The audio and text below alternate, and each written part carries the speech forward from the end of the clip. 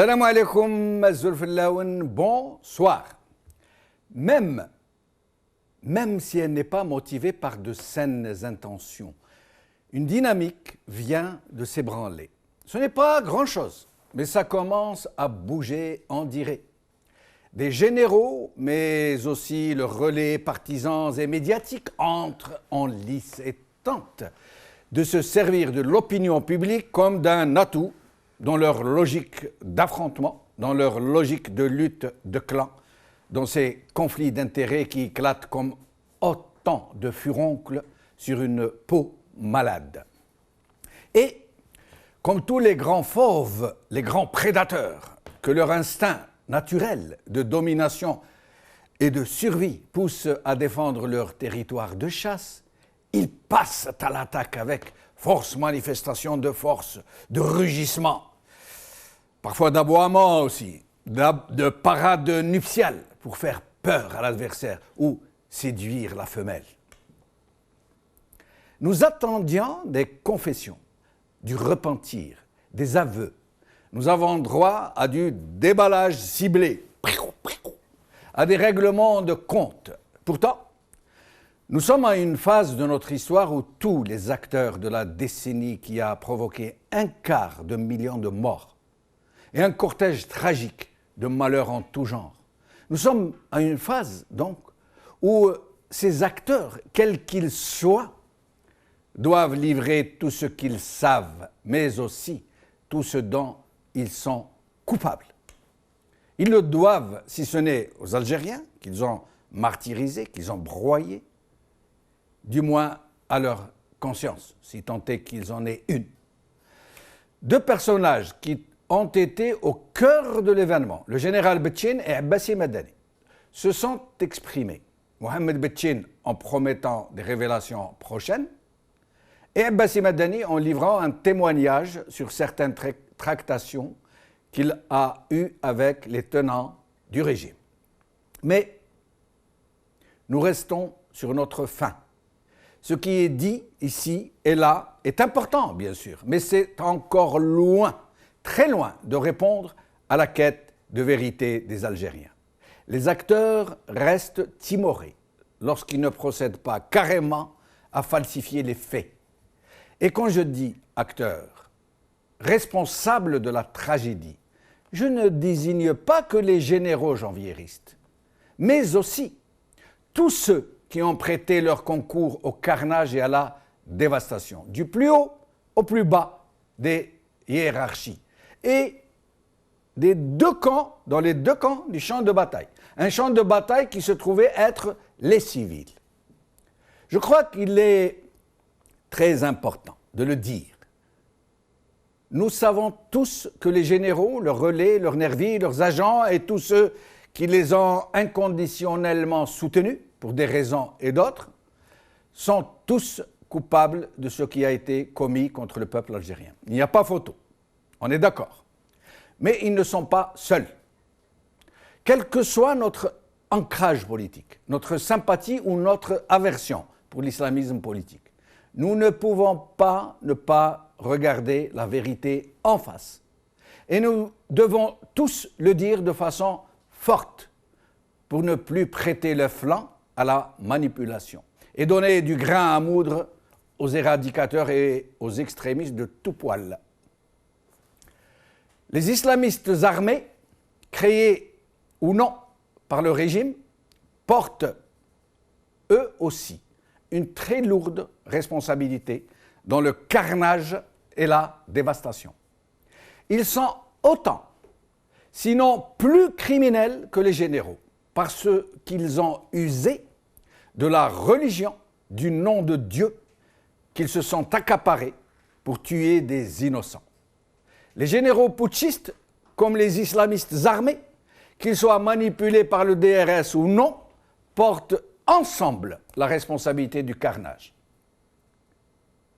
Et c'est ce constat que nous sommes en droit d'attendre, des uns comme des autres, que tous reconnaissent leurs responsabilités et que tous reconnaissent leurs crimes contre un peuple dont ils se sont servis comme d'autant de victimes expiatoires. Qu'ils s'assument, ou du moins qu'ils avouent s'être trompés, qu'ils fassent acte de repentance, qu'ils se regardent au miroir de leur conscience, qu'ils baissent enfin le front et qu'ils demandent pardon à leurs victimes pour le rôle monstrueux qu'ils ont joué, ou du moins pour leur aveuglement. Mais que l'on ne s'y trompe pas. Je ne mets pas dos à dos la victime et le bourreau. Je n'imputerai jamais la responsabilité de la tragédie d'une façon équidistante aux fils et aux généraux, janvieristes, comme se complaisent à le faire les rois du raccourci facile.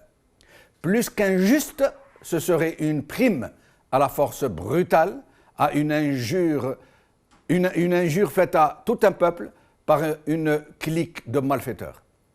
Mais n'accuser que les seuls généraux serait dans le meilleur des cas de l'irresponsabilité, et nous ne pouvons aller vers le renouveau, vers le rétablissement du droit, vers une vraie réconciliation que si nous établissons la vérité dans toute son étendue, sans rien maquiller ni rien travestir de ce qui s'est réellement passé.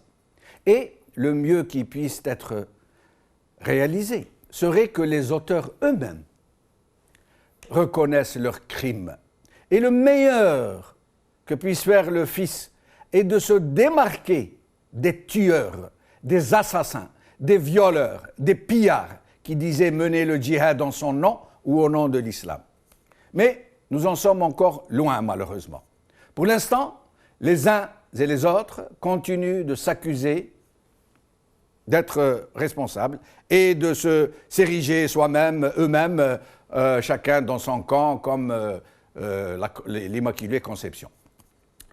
Pour l'instant, la société algérienne continue de réagir selon qu'elle se sente dans un camp ou dans un autre. Les camps irréconciliables de ceux qui continuent de rêver d'un califat mythique avec tout ce que cela implique de clichés, et du camp de ceux qui confondent modernité avec occidentalité, avec tout ce que cela implique de mimétisme complexé. De nombreux, trop nombreux Algériens continuent de ne voir cette atroce tragédie qu'à travers le prisme déformant de leurs propres convictions politiques, idéologiques, religieuses ou sociétales. Ceux qui penchent pour l'islamisme considèrent dans le meilleur des cas que tous les groupes islamistes armés qui se sont livrés à des exactions ont été manipulés par le DRS. Tout simplement. Et ceux qui penchent pour un projet de société laïque, ou du moins exempt de toute tendance théocratique, estiment que les généraux ont sauvé la République et qu'au pire, les exactions qui leur sont attribuées ne sont que des bavures parce que, nous disent-ils, la main sur le cœur, on ne fait pas de guerre avec des gants blancs, pas d'omelette sans casser d'œufs. Aujourd'hui, c'est de tout cela que nous allons parler, à la lumière des promesses de dossiers et des révélations qui pourraient ouvrir la porte à une dynamique, de la même manière que le récent témoignage de Abbassi Madani pourrait susciter un débat fécond sur les responsabilités des uns et des autres. Et, bien sûr, nous ne pourrons pas faire l'économie de ce qui aurait pu être une grande chance pour le pays de mettre fin aux violences et d'aller vers une vraie réconciliation nationale. La chance perdue ou la chance tuée, celle de Sant'Egidio. Ce contrat national que les relais politiques et médiatiques des généraux putschistes qui n'avaient pas intérêt au retour de la paix avaient qualifié de trahison nationale. Avec nous, nos invités d'hier, Saad Bouakba, Badreddine Guerfa, Brahim Younsi et Anwar Haddam qui nous rejoint. Saad Bouakba, merci d'être revenu avec nous ce soir. Allahu fik. Et barak fik. Alors, Saad Bouakba, qu'est-ce que ce calme, de quoi ce calme plat est annonciateur? Est-ce qu'il préfigure d'une nouvelle période de troubles? Est-ce que nous sommes dans l'œil du cyclone pour le moment? اولا شكرك على انك اتحت لي هذه الفرصه. قسما بالله ماكش عارف واش راني نقول لك.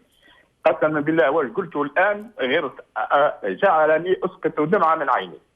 حقيقه انا اللي عشت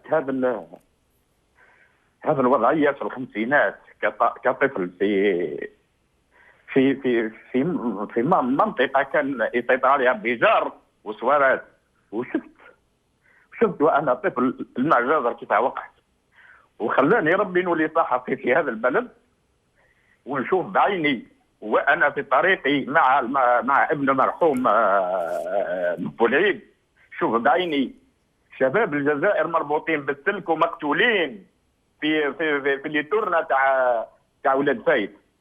كل يوم كنا نروح وانا والمرحوم ونشوفوا ناس شباب مربوط بالسيلان من يديه خلف الظهر ومقتول في الوثب، ولا نعرف من قتلهم. وفي نفس الوقت الناس تتهم بعضها هذا يقول اقتل وهذا يقول هذا يقتل ويقول طاغوت، والاخر يقتل ويقول ارهاب. والمصيبه اننا كنا والمرحوم عبد الوهاب كنا نشوفوا هذا الصور، وايام الخميس والجمعه اللي ما تخدمش الاداره ما نلقاوش الموتى، نلقاوهم غير في الايام العاديين تاع الايام. حقيقه هذه الصور احييتها في الان وانت تتكلم على الكرنال هذا. لما تقول لي الان رانا في عين السيكلون، ربما نكونوا في وضعيه اسوء من وضعيه ما قبل الكرنال هذا اللي وقع في البلاد. علاش؟ لان بلدنا الان على كف فريت بصوره العن مما كانت عليه في الثمانينات لما هبط البترول، لان على الاقل كانت هناك مؤسسات ليست مهزوزه في الشرعيه تاعها امام الراي العام، سواء المؤسسه تاع الجيش او حتى بعض بقايا مثلا او بقايا الاحزاب الاخرى او حتى الحركه الاسلاميه. هذو لم يكونوا مهزوزين كما راه الحال الان البلاد مطهره ومفتوحه على شيء لا تحمد عقباه. حقيقه لقد ابكيتني في هذه القضيه. عين الاثار غير قليله، يعني تعبير غير قليل، غير يعني لا يكفي في هذه الوضعيه. والناس تتراشق بالكلام. حقيقه اذا كان ولا بد من ان نحاسب هؤلاء الذين فعلوا هذه الاشياء، لا بد ان نحاسبهم في اطار عداله حتى لا نذهب الى اشياء يمكن تخلينا نندم حتى على الكرناج اللي عشناه في التسعينات. حقيقه انا نتمنى ان واسقالوا عباس المدني ياخذ مجراه للشرح ويفهموه الناس. انا ما عنديش مشكله، انا صحفي ربما من بين القلائل الذين وقفوا في 92 وفي الاشهر الاولى في فبراير ومارس وقفوا ضد هذا الكرناج، وقلت لا للعنف من الطرفين، وغادرت منصبي كمدير عام في اكبر مؤسسه اعلاميه في البلد في ذلك الوقت في العربيه وهي المساء، احتجاجا على هذا الكرناج، وفي نفس الوقت عقوبه لي لان مع قبولي لانني لم امشي لا مع هذا الطرف ولا مع هذا الطرف. وما اكتفوش بهذا، لما فيما بعد في سنوات اللي تلت رفعت قلمي في جريده صغيره ابحث عن نساء الحريه وادافع عن المصالحه الوطنيه اللي كانت في ذلك الوقت في بدايه التسعينات كانت جرم يرتكب. واتذكر والشهاده هذه موجوده ان المحامي مثلي رشيد ذكره الله بالخير، شفته في الحصه تاعك، نقلني ذات يوم رساله من عباس المدني وهو في السجن، قال له تحياتي ليك، وانا لا اعرف عباسي وعمري ما تلاقيته الا كصحفي، عمري ما تلاقيته كشخص. قال له بلغ له تحياتي وقول له واش تدير فيه راه مهم. وبالفعل انتقلت ليه للمكتب تاعه في عين طايه وبلغ لي هذا الكلام. حقيقه انا كنت ندافع عن المصالحه، والان المصالحه ولات يعني على الاقل مشروع وطني في البلد، ولكن لما نشوف الناس تخرب فيها بالشكل هذا بدل ما تبني احجار جديده على ما هو كائن، نشوف اللي راح يخربوا فيها بطريقه اخرى. لا بد ان يتملكني الخوف، وخاف اننا يمكن ان نقع في اشياء اخرى قد لا تحمد عقباها. Restez avec nous, Saad Bouakba. Merci pour cette émotion que vous avez eue pour ceux qui ont souffert et ceux qui ont subi, qui ont été des victimes expiatoires. Inch'Allah, الشعب هذا عمره ما يزيد يبكي عليه الرجال. Restez avec nous, c'est Saad Bouakba. Badreddin Guerfa, vous êtes avec nous? Oui, salam alaikum. Merci, Oui, salam wa rahmatullah, merci d'être revenu ce soir. Alors, c'est Badreddin Guerfa. Est-ce que le témoignage que nous a livré Abbassi Madani hier est l'annonce d'un retour politique du fils, sous une forme ou sous une autre? Salam alaikum. Wa alaykoum salam. Azul Fillaoun. Azul.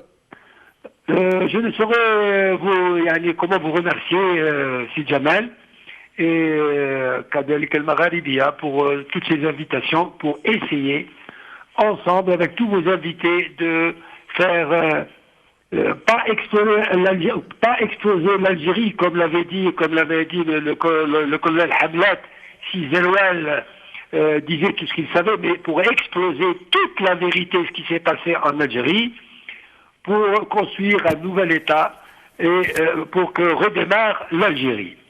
En effet, le fils,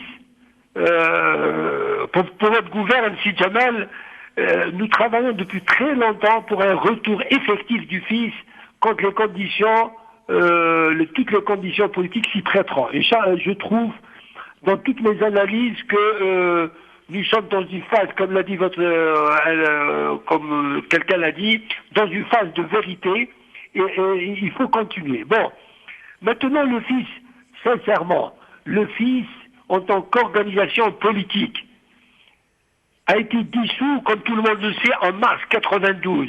Tous ses dirigeants, pratiquement, ont été soit en prison ou dans les camps où ils ont été à l'étranger. Bon, c'est jusqu'en 97, à la sortie de Hachemi Rahimahullah, qu'il a essayé de regrouper les cadres pour reformer un bureau, vu la légitimité qu'il avait en tant que chef du bureau exécutif. Bon, nous avons, beaucoup de cadres ont travaillé avec lui, beaucoup de cadres ont essayé de réorganiser le fils. Quand il a été assassiné, il a été assassiné après qu'il ait lancé un grand projet, le projet du congrès du fils, avec l'aval du président Abbassi Madani, et il a été assassiné. Ce projet a mis longtemps pour arriver à ces résultats. Il y a eu beaucoup d'embûches, orchestrées certainement par certains milieux de ce régime, et à la fin, on a réussi à faire le congrès en 2002 avec la participation de beaucoup de cadres du fils, et on avait élu un nouveau bureau composé de 5 personnes et de 2 conseillers. À la tête, c'était le docteur Mouadina, qui est maintenant à la chaîne. Bon, maintenant, 2 ans après, en 2004, ce bureau a démissionné. Donc, le fils était pratiquement sans organisation, sauf l'organisation de la présidence, c'est-à-dire le président Abbassi Madani et le vice-président Ali Belhaj. Depuis ce moment-là, nous essayons, contre vents et marées, de reconstituer le fils très difficilement. Maintenant, je le dis très justement, avec beaucoup de vérité. Maintenant, les cadres du fils, surtout les cadres intermédiaires, ont réussi à se regrouper, alhamdoulilah, autour du président du fils et de son vice-président.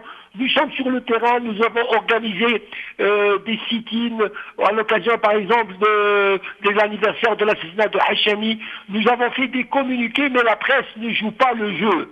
Mais je pense que maintenant, peut-être, beaucoup d'éléments sont là devant nous pour un retour effectif du fils, pour travailler avec les autres partenaires sociaux et politiques. Est-ce que le fils, Badreddin Guerfa, est-ce que le fils pourrait revenir avec son appellation actuelle, Front islamique du salut, ou est-ce qu'il envisage de revenir éventuellement sous une autre appellation?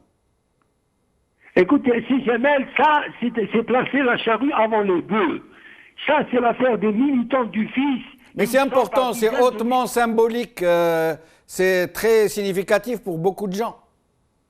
en tant que cadre du FIS, en tant qu'activiste politique, j'ai travaillé dans le FIS depuis sa création, depuis 89 jusqu'à maintenant. Le FIS a son statut, le FIS a son programme qui a été rénové en 2002 au Congrès de l'Europe. Le document existe. Vous pouvez tout le monde il y a un projet, il y a un statut, il y a un règlement intérieur, il y a une offre de paix, peut-être qui est un peu dépassée maintenant, mais je ne peux pas vous dire avec il s'appellera le FIS ou pas le FIS. Alors, je vais vous poser une question un peu délicate. Attachez votre ceinture, c'est Badreddin. Pourquoi le FIS, jusque-là, n'a-t-il jamais condamné les groupes islamistes armés et que pense-t-il réellement de l'AIS et des contacts qui ont eu lieu entre l'AIS et le général Smaïl Ammari, les fameuses tractations qui ont amené l'AIS à descendre du maquis? Je répondrai à cette question sans serrer la ceinture. Sans serrer la ceinture, parce que on ne peut dire aux Algériens qui nous écoutent, et surtout aux militants du FIS qui nous écoutent maintenant, que ce que nous avons vécu est toute la vérité. Premièrement, pour parler de la condamnation, le docteur Abbassi Madani a répondu hier dans son témoignage sur ce qu'attendait de ce régime condamné, et c'est tout. Bon, ça, je n'y reviendrai pas. Il faut revenir à l'analyse du docteur Abbassi Madani. Maintenant, les tractations, je suis tout à fait d'accord avec l'analyse du journaliste Bouakba, que je salue au passage. Je salue son courage, je salue sa position contre le coup d'État en 1992, et je le salue aussi pour tous les efforts qu'il fait dans sa rubrique dans le journal Al-Khabar. Bon, comme l'a si bien dit Bouakba, et je pense qu'il a beaucoup d'informations, c'est vrai que Zeroual, quand il a commencé les négociations ou le dialogue ou les tractations avec les dirigeants politiques du FIS et à leur tête le docteur Abbassi Madani, et comme l'a très bien dit le docteur Abbassi, si Zeroual n'avait pas senti qu'il pouvait trouver une solution, il ne serait pas allé à la prison de Blida. Mais, comme l'a si bien dit Bouakba, ce groupe-là de Smaïl Ammari, qui est le spécialiste des infiltrations dans les partis, les associations et les groupes armés, ce Smaïl Ammari avec le général Toufik, l'Ammari, etc., ont contourné ce dialogue et sont allés voir dans les maquis le chef de l'AIS, c'est-à-dire négocier avec ceux qui ont les armes. Tout ça pour arriver à une concorde malsaine, à une réconciliation malsaine qu'a condamné, je vous le rappelle, et les Algériens doivent le savoir, Hachani, rahimahullah, en tant que président de l'exécutif du FIS, a appelé ça la concorde sécuritaire, je ne sais pas quand exactement, Ittifaq Amni. C'était pas une sortie politique. Donc, le FIS officiellement, qui était pour la réconciliation et pour la vérité et la justice, n'était pas d'accord avec ce processus de Smaïl Ammari et Mezek. On l'a bien dit. Maintenant, je veux faire une remarque. Souvenez-vous que le général Nezzar a bien dit qu'en 91, il a refusé de rencontrer le chef du FIS à l'époque, Hachani rahimahullah. En 98 ou 99, le même scénario s'est répété. Madani Mezlek, le chef de l'AIS, a refusé de rencontrer Hachani rahimahullah, qui était le chef du bureau exécutif. Donc j'ai l'impression que le chef d'orchestre est le même. Quand on a fait le congrès d'Europe, Kif, Madani Mezrek, Général Nezzar et tout ce groupe-là, Dembri, etc., étaient contre le congrès. Donc il y a un chef d'orchestre, il y a des garagous, comme on dit, qui sont là, qu'on fait bouger, soit dans la presse, soit dans les maquis, soit dans les partis, et on en est arrivé là. Maintenant, qu'on soit clair, les gens de l'AIS, tous ces jeunes qui sont montés au maquis, Soyons justes. Ces gens-là, la plupart, c'est des jeunes ou c'est des militants du FIS. Ces gens-là, dans toutes les... Même en Amérique, dans la Constitution américaine, se défendre, on était acculés, les gens sont montés au maquis pour se défendre. Les Algériens ont voté et ces militants sont devenus la cible de ces brigands. Donc ils sont montés dans le maquis très souvent sans armes. Ça, c'est un fait où ces jeunes-là, moi, je les salue. Restez avec nous, Badreddine Guerva, restez avec nous, je reviens à vous dans un instant. Je confirme juste que tous les Algériens savaient à cette époque-là que les militants du fisc sont montés au maquis à ce moment-là. La plupart d'entre eux, au moins, parce qu'il y en a qui sont montés de leur propre chef, ont été contraints de monter au maquis parce que le régime a tout fait pour les inciter à prendre le parti de la violence et à rejoindre les maquis. Mais je reviendrai à vous tout à l'heure pour une autre question tout aussi délicate, j'allais dire. Brahim Younsi, merci d'être avec nous. Brahim Younsi? Oui, je vous entends. Merci. Brahim Younsi, oui. Hier, nous n'avons pas eu le temps de revenir sur le témoignage de Abbassi Madani. On l'avait passé en fin de l'émission. Et donc, je vous reprends aujourd'hui pour avoir votre avis sur ce témoignage. Ce témoignage, bien qu'il n'ait pas été rendu public, les gens qui étaient dans le FIS ou aux côtés du FIS connaissaient le processus, savaient ce qui a été dit au pouvoir, savaient et connaissaient les points de rupture, pourquoi ces points de rupture, etc., etc. Mais ce qui me paraît, à mes yeux, en tout cas important, c'est de dire la chose suivante, parce que vous-même vous l'avez dit à maintes reprises, cela vient d'être dit à l'instant, à savoir que au début de 1992, il y a une violence extrême qui s'est exercée sur le peuple algérien ou sur les électeurs, ceux qui ont porté le FIS au pouvoir, si j'ose dire, parce qu'ils lui ont donné la majorité pour exercer la souveraineté nationale à travers l'Assemblée nationale. Une violence extrême s'est exercée par l'interruption du processus électoral, par le coup d'État qu'il y a eu lieu. À la violence, il y a eu une contre-violence. C'est comme ça que moi je l'appelle. Il y a eu violence et contre-violence. Et la contre-violence, c'est cette légitime défense que les militants, en dehors d'un appel à l'exercice de la contre-violence, les militants du FIS qui étaient persécutés, qui étaient arrêtés, emprisonnés, assassinés, etc., sont montés au maquis. Ceci étant, la direction du FIS, parce que la direction à l'intérieur n'avait plus de marge de manœuvre ou de marche de manœuvre, si j'ose dire, c'est la direction à l'extérieur. Et la direction extérieure qui s'est formée en instance exécutive du FIS à l'étranger a continué à tenter d'appeler au dialogue, d'appeler à l'arrêt de diffusion de sang et à négocier une sortie de crise. Ce qui a été dit par Badreddine Guerva, je ne partage pas du tout son point de vue s'agissant de l'AIS et s'agissant de la trêve. La violence n'a servi qu'une seule partie. La violence a servi le pouvoir. Il fallait absolument que les gens qui se réclamaient du FIS et l'instance exécutive du FIS reconnaissaient l'AIS comme étant le bras armé du FIS. Cela a été dit pendant des années et des années.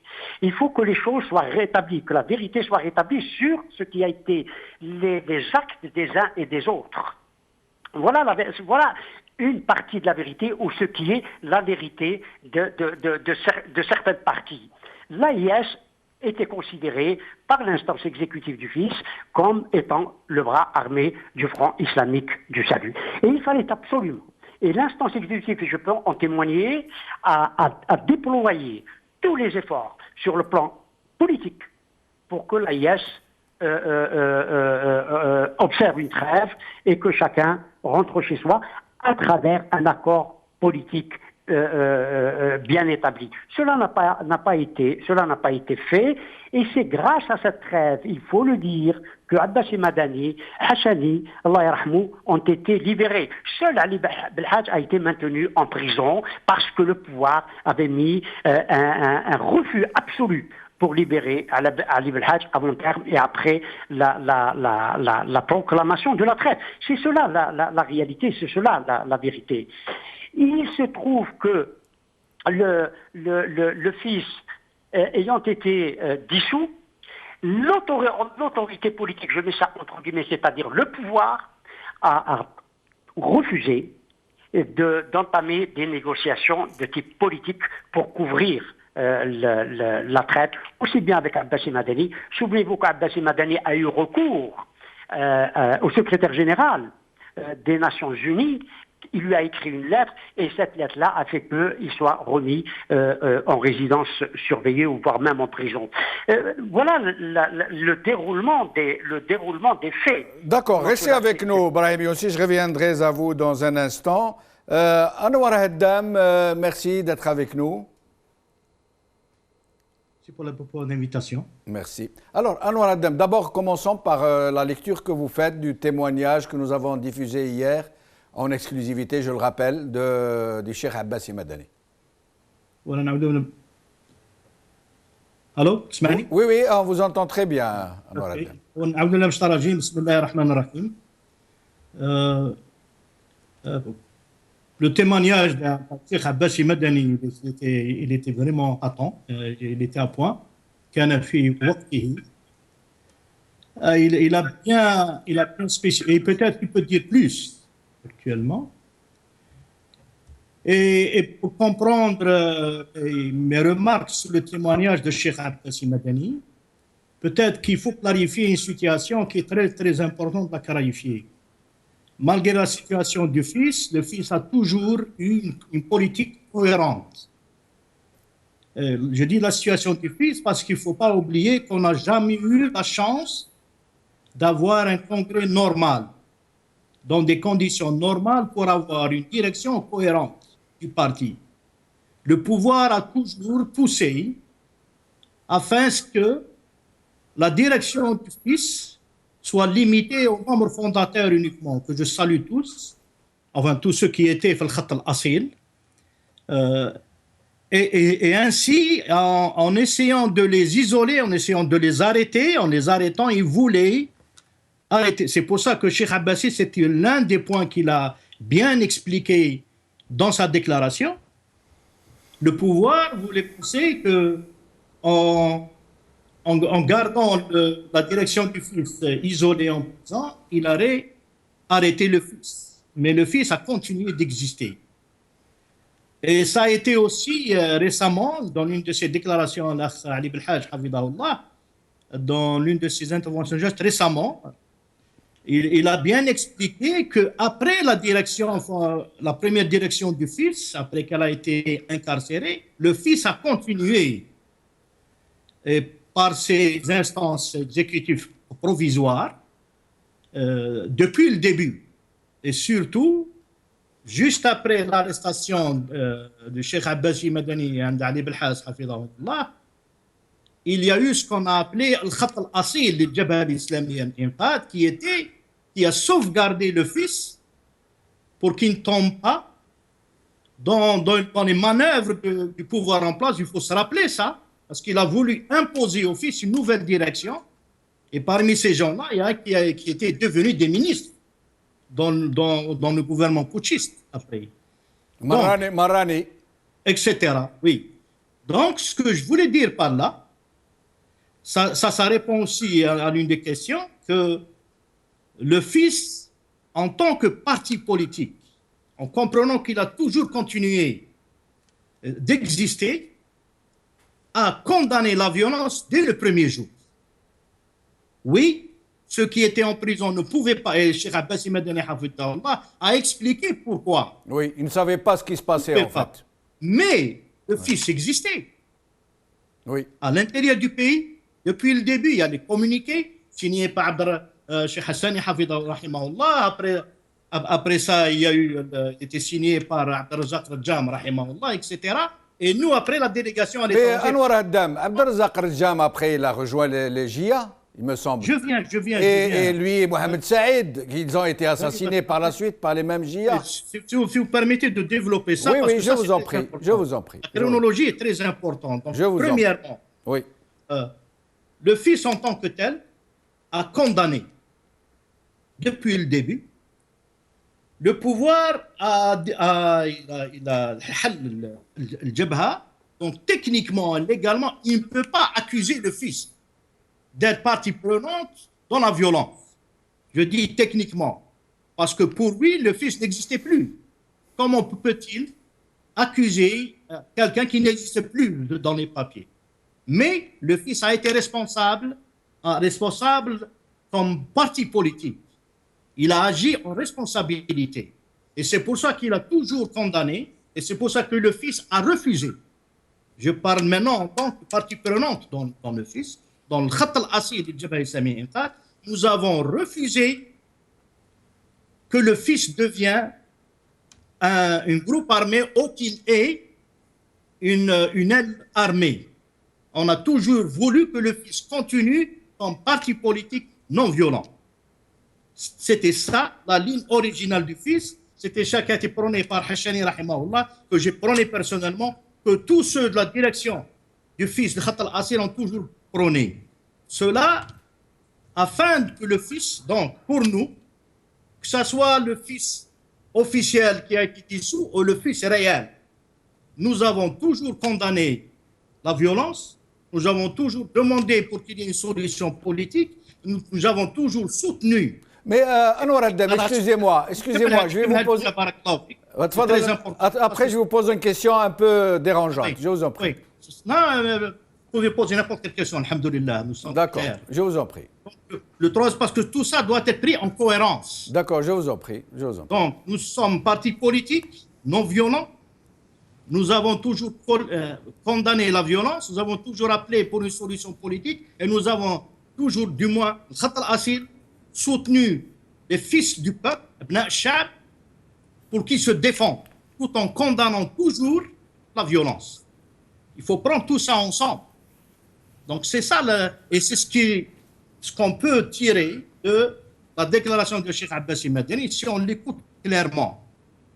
Donc c'est ce que je voulais vraiment, parce que les gens font un raccourci, comme vous l'avez dit au début, on parle directement qu'il y a eu la violence. Non.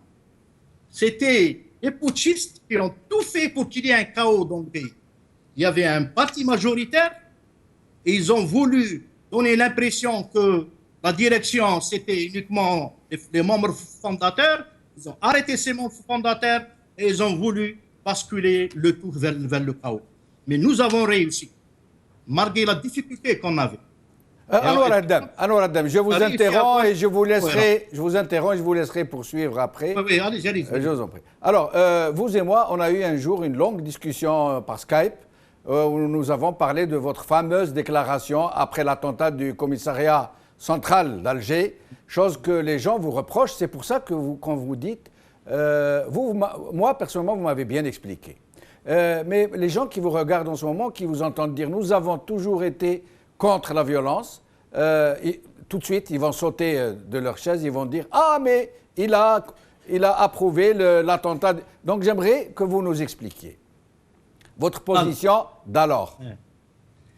Merci pour cette question. C'est bien qu'à chaque fois, elle revienne. Je sais que c'est pénible, mais oui. Ça va être la dernière fois. Non, je sais, mais oui. Que la dernière fois que je vais... Parce que premièrement, le pouvoir algérien connaît bien la situation. Les Américains connaissent bien ma réponse. J'ai attendu 4 années, j'ai coupé 4 années en prison ici, avec des criminels alors que j'étais un demandeur d'asile politique. Vous étiez avec les droits communs. Des pires. Oui. Donc, ils attendaient une preuve du pouvoir en place à Alger que j'avais condamné justement cette affaire d'Amirouche et autres. Ils n'ont jamais eu de réponse. Ça aurait suffi à ces gens-là qui, vous avez raison, à chaque fois, ils reprennent Donc, ce qu'on avait dit, nous, au début, et il y avait une seule déclaration que j'avais faite. Et d'ailleurs, c'était la délégation parlementaire. Moi, je n'ai jamais travaillé tout seul. Tous mes communiqués étaient rédigés en commun. Je donnais ma signature. Donc, ce qu'on avait dit, dès la première ligne, on a dit qu'il n'y a aucune justification pour assassiner les femmes, les enfants, etc., etc. Ce communiqué était un communiqué explicatif parce que le pouvoir en place a utilisé cet horrible crime du boulevard Amirouche pour essayer de faire oublier ce qu'il a fait juste avant, justement, lorsqu'on était au courant de la première rencontre de Rome, en novembre 1994, il ne faut pas oublier qu'il y avait le carnage de différentes prisons au sein d'Algérie. Oui. Comme celle de Barouaguia qu'on avait mentionné justement dans ce communiqué. Oui. Nous avons fait appel à la presse, que je salue maintenant, c'est Bouakba, mais nous avons fait appel à la presse qu'elle aille voir ce qui se passe dans les prisons, aille voir ce qui s'est passé à Barouaguia, au lieu d'aller comme ça. Et donc, nous, ce qu'on avait dit, nous avons toujours condamné, comme j'ai dit, la violence, c'était un communiqué explicatif. Déjà, lorsqu'on dit un communiqué explicatif, ça veut dire qu'on n'était pas au courant. Et effectivement, on n'était pas au courant. On n'était pas au courant de ça. Mais j'ai été prié par mes amis. Il faut essayer quand même de contrebalancer ce que fait le pouvoir en place parce qu'il faut se rappeler, cette affaire était en février 1995, juste après les accords de Rome, où on avait décidé, dans les accords de Rome, à la fin de l'accord, on avait décidé de continuer notre effort en commun entre les différents partis politiques pour parler de la cause algérienne à travers l'Europe et les États-Unis, etc. Et justement, après cette manipulation de l'information, qu'on m'avait empêché de continuer à voyager, essayer de parler pour la cause algérienne, et ainsi le pouvoir a réussi à barrer la route à la continuation de l'effort des accords de Rome. Et à ce sujet, merci pour ces explications. À ce sujet, justement, nous allons montrer quelques images pour en arriver au sujet du contrat national, la rencontre de Saint-Egidio. Regardez. Bonne occasion pour nous essayer d'avoir un terrain d'entente entre les différents partis politiques algériens. Et ainsi, ça sera actuellement, ça coupera la route à ceux qui essayent de diviser l'opposition algérienne pour essayer de justifier le maintien du pouvoir en place par le biais de la terreur. Si des Algériens veulent dialoguer avec leur gouvernement, je ne comprends pas pourquoi ça peut se faire à Rome ou à Paris ou ailleurs. Qu'est-ce qu'on va me sortir comme argument? Que les gens du fils ne pouvaient pas parler. Qu'est-ce qu'on peut me sortir comme argument? Qu'est-ce qu'on va me sortir comme argument? Que les gens du fils ne pouvaient pas parler. Qu'est-ce qu'on peut... Alors, Adam, donc voilà, qu'est-ce que vous pouvez sortir comme argument? Que les gens du fils ne pouvaient pas parler de politique à Alger? Malheureux qu'un homme scientifique comme Sib Benzaro a été manipulé par ces putschistes. Alors que le fils, c'était quoi? C'était le parti de la majorité. C'était le parti qui a été, comme l'a dit Younsi, que je salue. Je salue, by the way, tous vos invités. Que les putschistes sont vengés actuellement contre le peuple parce qu'il a porté le fils au pouvoir. Sans le fils. D'ailleurs, même sans la délégation parlementaire, il y a beaucoup de choses qu'on peut dire sur ça que je n'ai pas encore parlé. Je pense avoir écrit un livre sur ça peut-être. Parce que malgré toute la manipulation qu'il y a eu, même moi-même, j'étais empêché au début d'aller vers les accords de Rome, mais la direction, enfin les gens qui ont organisé cette rencontre de Saint-Egidio l'ont bien expliqué au State Department ici, aux affaires étrangères, que sans la délégation parlementaire, sans Anwar Adem, il n'y aura pas des accords. Parce que nous étions en directe communication avec notre direction à l'intérieur du pays, à l'extérieur des prisons. Donc, ils savaient bien que sans le fils, il n'y aura pas d'accord. Sinon, avec qui voulez-vous qu'on ait cet accord? Et vous voyez justement, durant cette rencontre, à la première rencontre, nous avons eu un débat avec le NBC où j'ai bien expliqué cette situation. Nous, depuis le début, je dis le fils, parce que je parlais au nom du fils. Le fils a condamné la violence. Le fils a toujours condamné, mais bien sûr, nous soutenons notre peuple. Et d'ailleurs, nous l'avons inscrit dans les accords de Rome. Le droit du peuple à défendre ses institutions élues. Ça, c'est un droit inaliénable. Anwar Haddam, avant on va revenir sur le contrat de Rome. Mais dites-moi, ces années-là, toutes ces années-là, le peuple algérien n'avait droit qu'à un seul son de cloche. La presse algérienne, qui était unanime, a présenté les choses selon ce que lui écrivaient les journalistes qui émargeaient au DRS, les éradicateurs. C'est connu, hein, je n'invente rien. Il n'y a pas eu, ne serait-ce que l'ombre de la vie de l'autre trottoir. On n'entendait parler que de ces gens. Ils ont fini par conditionner l'opinion publique, y compris vos propres électeurs qui ont commencé à hésiter, à douter de vous, à penser qu'ils s'étaient trompés, que vous alliez les mener. Ça veut dire que le procès d'intention qu'on vous faisait n'était plus un procès d'intention. C'était devenu, vous étiez devenus de vrais accusés. C'est vous qui avez fomenté la violence, c'est vous qui tuiez, c'est vous qui torturiez, c'est vous qui enleviez. Même les séquestrations et les enlèvements au centre-ville d'Alger, vous étiez imputés. Même les assassinats politiques ciblés de journalistes, de politiciens, d'acteurs de la société civile, d'artistes. Quel était votre état d'esprit à ce moment? Quelle amertume ressentiez-vous de ne pouvoir vous exprimer et de devoir subir ces attaques en règle, ces attaques, cette propagande? Quel était votre état d'esprit? Effectivement,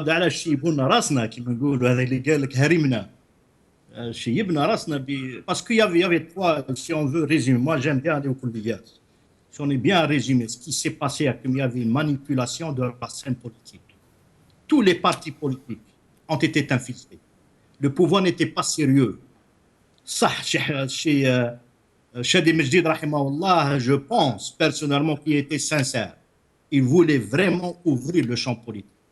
Et on a vu le shahada de Cheikh Abbasi Madani Hafidahullah lorsque quelqu'un est venu au nom de Zarwal alors qu'il était actuellement parlé avec le langage des Mukhabarat qui était contre toute réconciliation. Donc il y a eu cette première manipulation. On n'a pas pu avoir des partis politiques tels quels. Malgré ça, il y a eu la manipulation des médias. Il y a eu la manipulation de la violence. Malgré tout ça, nous avons réussi. Alhamdulillah, au sein du fils, avec toute cette situation spéciale, d'avoir une politique cohérente. Parce que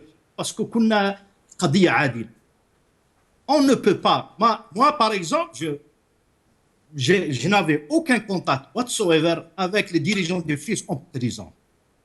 Mais malgré ça, j'ai toujours eu la conviction qu'ils n'ont jamais condamné la violence. Au contraire, ils étaient contre la violence. Parce que nous sommes de la même. Nous avons des divergences. Nous sommes un parti. Les gens ne s'imaginent pas ça. Nous sommes au sein du fils longtemps. Je ne sais pas maintenant, ça fait longtemps que j'ai quitté. Nous étions un parti démocrate, effectivement. La démocratie ne peut pas être par un groupe uniquement. Mais nous sommes sûrs de l'un de l'autre. Nous avions confiance que ceux qui étaient là et ont été élus par le peuple n'auront jamais condamné la violence contre ce peuple. Ils auront toujours condamné cette violence. Restez avec nous, Anwar Haddam. Je reviens à Saad Bouaqba. Saad Bouaqba, vous êtes avec nous? Saad Bouaqba? Non. Saad Bouaqba, une autre question sur mesure pour vous. Alors, qu'est-ce que vous pourriez nous dire? Est-ce que vous m'entendez, Saad Bouaqba? Qu'est-ce que vous pourriez nous dire sur cette grave connivence de la presse algérienne avec le régime, avec les généraux putschistes, cette campagne de propagande? Moi aussi, j'ai été journaliste et je sais comment ça se passait. Expliquez-nous un peu comment toute la presse dite indépendante est tombée dans l'escarcelle du régime. بطبيعة الحال ما نجمش نتكلم على اختراقات لأجهزة الدولة الأمنية ولا حتى الإدارية ولا حتى الحكومية لقطاع الإعلام والصحافة، لأن الأمر ما يتعلقش باختراق، يتعلق باحتلال تام لقطاع الإعلام إلا من نادر يعني. وكنا يعني حتى الحبات القلال اللي كانوا ما مشاوش كانوا يلعبوا معهم طوم وجيري، سياسه طوم وجيري في الصحف. يعني انا واحد من الناس كنت نلعب معهم لعبه الطوم وجيري، والا كنت كان مصيري بطبيعه الحال ابعدت من على راس المساء وسجنت مرتين. وهذا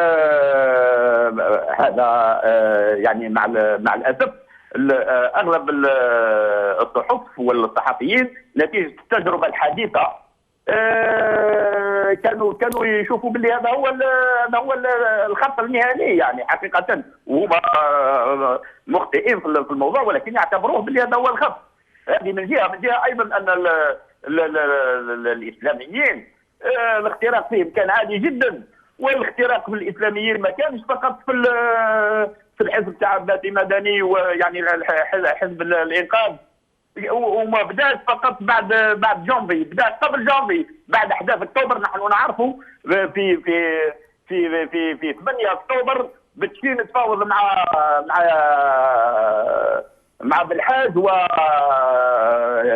الشيخ تحنون، وباش يخرجوا والحاله اطار سياسي باش يخرجوا ناس مظاهرات. وانا مشيت في المظاهره من اول ماي حتى قدام الديجيتات، ووقع الكرناس اللي ماتوا فيه 30 واحد. يعني اذا كان نحاسبوا نظار على انه اطلق النار على الناس المتظاهرين وقتل 30، نحاسبوا ايضا اللي سمح بخروج الناس في مسيره والبلاد والعاصمه في حاله اطار سياج. يعني يكون يجتمعوا زوج ممنوع، فكيفاش يسمحوا لهم؟ يعني حقيقه مش فقط حتى الاسلاميين كان الاختراق فيهم عادي جدا. انا يعني بصفه خاصه سمعوني القناه منظمه تاع الامم المتحده بعثت لما اشتدت حكايه تاع من يقتل من، بعثت لجنه تحقيق. انا الصحفي الوحيد اللي سمعوني، ومع الاسف حتى البانال كانت مخترقه الى درجه ان واش قلت للبانال جزء منه ما خرجش في التقرير النهائي. ادخل التقرير النهائي تلقى اسمي موجود، ولكن ما تلقاش كل واش قلته للبانال في ذلك الوقت. ايضا